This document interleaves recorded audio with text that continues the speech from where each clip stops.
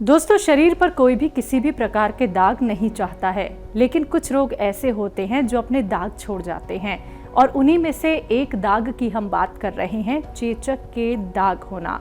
अगर आप इन दागों से हो गए हैं परेशान और आप इसके लिए कौन सा घरेलू नुस्खा अपना सकते हैं, जानते हैं हकीम सुलेमान खान साहब से इस खास वीडियो में। चेचक है क्या? चेचक को समझ लें। पहले एक बच्चा पैदा होता है और उसके हड्डियों में एक जोश जो उबाल मारता है और उस उबाल को रोकने के लिए मना है कि इसको रोकना नहीं चाहिए। हाँ, ये आसानी से शांत हो जाए इसकी कोशिश करते हैं। तो पहले तो चेचक निकलती थी, जिसे चेचक बड़ी माता कहते थे। अब वो चेचक निकलनी बंद हो गई। इस पर बहुत काम हुआ एलोपैथ का और फिर दावा भी कर दिया कि बड़ी माता के निकलने पर अगर कोई तला भी देगा तो उसको, वो मेरे बचपन में जब मैं छोटा था तो वॉल राइटिंग दीवारों पर लिखा हुआ होता था कि चेचक बड़ी माता के प्रथम सूचना देने वाले को 10,000 रुपये इनाम दिया जाएगा। 10,000 रुपये इस वक्त के 10 लाख रुपए होते हैं मेरे बचपन से अब तक। तो किसी किसी को निकलती है वो बड़ी माता, लेकिन क्योंकि बचपन में ही वैक्सीन लगा देते हैं माँ के और बच्चे के, तो वो बड़ी माता निकलनी बंद हो गई है। अब ये छोटी माता कहते हैं इसे। चेचक माता भी कह लो या कुछ भी कह लो, माँ कह लो, बहन कह लो, कुछ भी कह सकते हैं आप किसी बीमारी को।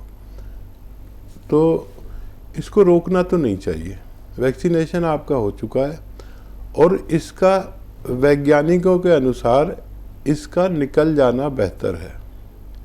अच्छा, ये 3 दिन परेशान करती है ज़्यादा, और उस दौर में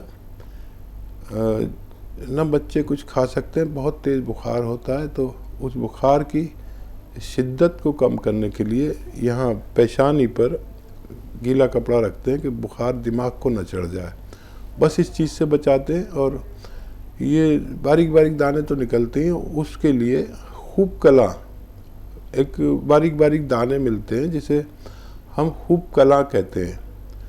अभी तक पूरी दुनिया में उसका वही इलाज है यूनानी में, और उसकी मान्यता है।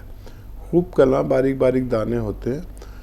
तो जिस वक्त बच्चे के चेचक निकलती है और ये जो है आपका मुनक्के का बीच में चाक करके उसका बीज निकाल देते हैं और खूब कला भर के देसी घी में तलकर बच्चे को सिर्फ यही ग़िज़ा खिलाते हैं। और ऐसे वक्त में बुखार की दवाएं देना भी मना है।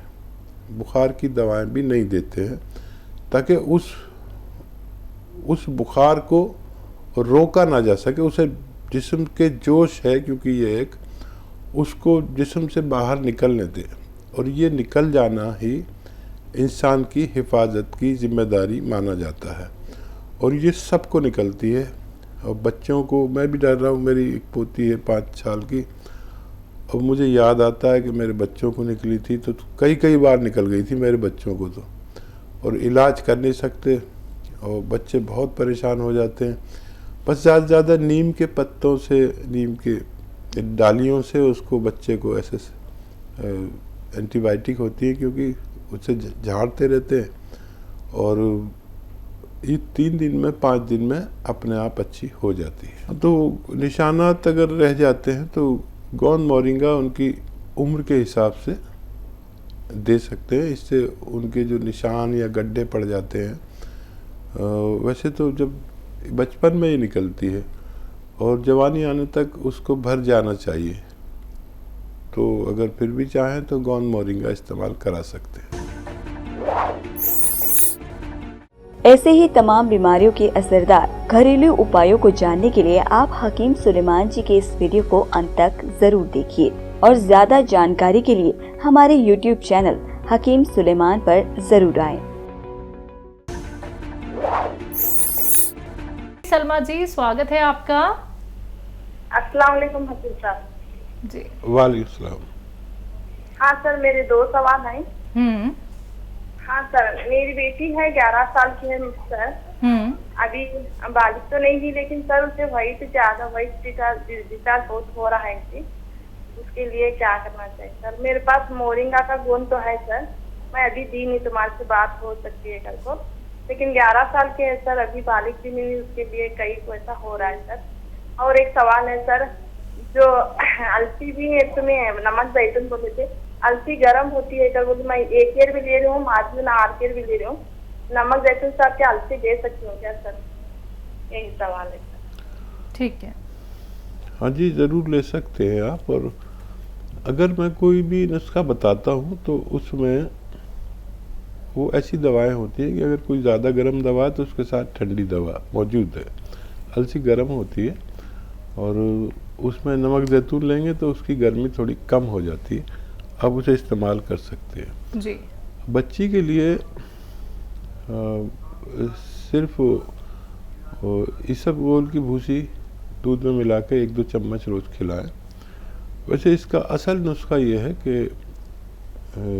गोंद चिलगोज़ा 1 चुटकी और इसबगोल की भूसी 1 चम्मच दूध में मिलाकर रोज़ाना 1 खुराक रात को सोते वक्त बच्ची को खिला दें तो ये वाइट डिस्चार्ज, ये सफ़ेद पानी, ये जरियान, ये सैलान जो रोग हैं, ये मैंने तो अक्सर देखा कि 1-2 खुराक में ही वो लॉक कर देता है। बच्ची छोटी है और इस पानी के जाने से बच्चियों में बहुत कमज़ोरी आ जाती है, तो फ़ौरन उसको दें और फ़ायदा उठाएं। बहुत शुक्रिया हमारे साथ जुड़ने के लिए। हकीम साहब, जो लोग गौनसिया भी इस्तेमाल कर रहे हैं, टी केयर भी इस्तेमाल कर रहे हैं, तो एक वक्त हम गौनसिया इस्तेमाल कर सकते हैं और एक टाइम हम टी केयर इस्तेमाल कर सकते हैं? हाँ, यही तरीका है कि ये दोनों दवाएं एक साथ एक वक्त में इस्तेमाल ना की जाएं। जैसे सुबह को गौनसिया इस्तेमाल कर लिया तो शाम को टी केयर इस्तेमाल कर लें।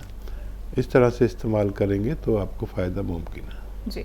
तो दर्शकों, देखिए, जो भी चीज़ें बताई जाती हैं वो बहुत ही ध्यान से सुनिएगा, क्योंकि अगर आप यूनानी मेडिसिन का इस्तेमाल कर रहे हैं और घरेलू नुस्खे भी अपना रहे हैं तो आपको एक समय का ख्याल रखना है, यानी कि एक साथ इस्तेमाल मत कीजिएगा यूनानी मेडिसिन और घरेलू नुस्खे, क्योंकि ये बहुत तेज़ होते हैं। तभी आप लोगों से हम कहते हैं कि कोई भी घरेलू नुस्खा या फिर यूनानी ट्रीटमेंट अपनाने से पहले अगर आपको कोई डाउट है तो वो डाउट आप क्लियर कर सकते हैं हमारे साथ जुड़ के, या फिर आप हेल्पलाइन नंबर पे कांटेक्ट करके कोई भी क्वेरी करनी है तो आप हेल्पलाइन नंबर पे कभी भी कॉल कर सकते हैं। नेक्स्ट कॉलर हैं गुलनाज, स्वागत है आपका। हाँ, अस्सलाम वालेकुम सर। जी। वालेकुम सलाम। सर, हमारे ना पैरों में और मतलब पूरे बदन में दर्द होता बहुत। मतलब एक चिकनगुनिया हुआ था ना, 10-12 साल से ये तकलीफ थी। अब एलोपैथ बहुत कराए, लेकिन मतलब एलोपैथ लिए तो फायदा होता लेकिन नहीं होता। लेकिन अभी मैं गौनसिया मंगाई हूँ, वो शुरू की है और शिलाजीत भी दिए थे, आपके कंपनी से फोन करे थे तो नसों में उसमें तकलीफ थी तो बोले शिलाजीत लो बोले आप, तो वो भी हम मंगाए। वाइट डिस्चार्ज के लिए बोले इसबगोल की भूसी, गोंद चिलगोज़ा और ये मतलब वेट कम करने के लिए जैतून का नमक, खाने का सोडा, ये सियागोल, ये सब साथ में ले सकते क्या? ठीक। और मम्मी के लिए सवाल है सर। मम्मी की उम्र है 62 ईयर और उनको मतलब एसिडिटी इतनी है सर कि एक के पीछे एक डकारे आती, और मैं उनको जैतून का नमक मंगा के दिए, मतलब वो सर्द मिजाज के भी है। सर्दी में इतनी सर्दी महसूस होती है कि उनको मतलब हर चीज गर्म पानी ये वो इस्तेमाल में बिगर लगाना पड़ता। हाँ, ये एक तो मैं एक्सरसाइज बताता हूँ, ये मनकोमा गैप के लिए गर्दन के, ये वाली एक्सरसाइज 3 मिनट करें और 3 मिनट ये एक्सरसाइज, ये वाली पूरी तरह इसको मोड़ दें, ठीक है। और आप ये गौनसिया खा रहे हैं, फ़ायदा शुरू हो चुका है। ये धीरे धीरे अभी कमर की में फ़ायदा हुआ है, फिर पिंडलियों में होगा। बस ये याद रखें कि वेस्टर्न टॉयलेट, ऐसा कुर्सी वाला शौचालय ज़रूर इस्तेमाल करें अपनी ज़रूरत पे, और ज़्यादा मेहनत का काम ना करें, जैसे झाड़ू पोंछे में बहुत मेहनत लगती है, कुछ दिन ना करें, तो आप तो बहुत जल्दी अच्छे होने वाले हैं। और क्या सवाल है? वेट कम के लिए, वाइट डिस्चार्ज के लिए जो नुस्खा एक साथ इस्तेमाल किया जा सकता है? हाँ, एक साथ भी कर सकते हैं। वो इसबगोल की भूसी 1 चम्मच दूध में मिलाकर और 1 चुटकी गोंद चिलगोज़ा उसमें डालकर अगर आप दिन में 1 बार भी ले लें तो वाइट डिस्चार्ज से निजात मिल सकती है। जी। और हकीम साहब, नमक वज़न। जैतून। जी जी। अगर वालदा को आपकी नमक जैतून ठंडा लगता है तो अलसी का पाउडर बना लें, हल्का सा भूनकर। अलसी का पाउडर बना लें, हल्का सा भूनकर।